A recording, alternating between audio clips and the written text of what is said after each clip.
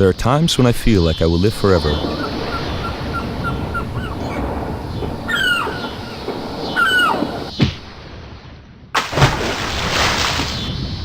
And then there are other times. Number 41. I waited for a long time before I picked up a magazine. Elvis Lookalike Survives Near-Death Experience stared up at me from the cover. The words, near-death experience, kept resonating in my ears. My first memory is of trying to cross the road by myself. It was a mistake. I became conscious again when I heard myself screaming, "I'm dead! I'm dead!"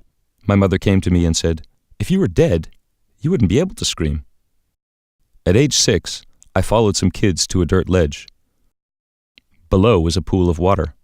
When the other kids had left, I crept slowly along the ledge and suddenly it gave way.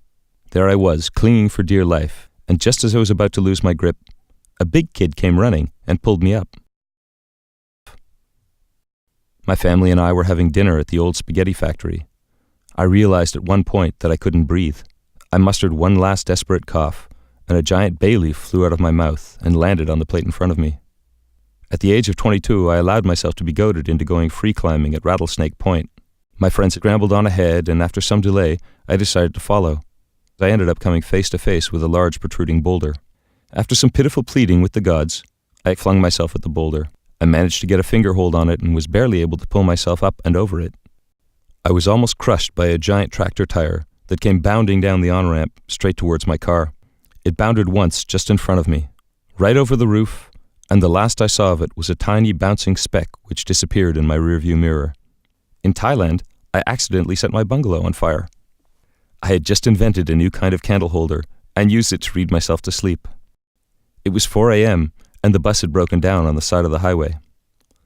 For the last hour, the driver and his helper had been trying to jack up the bus to fix a flat. But with every attempt, they only managed to drive the jack deeper into the sand. I suggested using a rock, but they were too afraid to go get it because they knew that Malaysia was full of poisonous snakes that like to hide under rocks. The first rock I flipped over did have a snake under it. At low tide, it was almost impossible to get to deep water, as the coral reef was very close to the surface. Focusing intensely on the coral below me, I managed to get a fair way into the maze. I paused and looked up,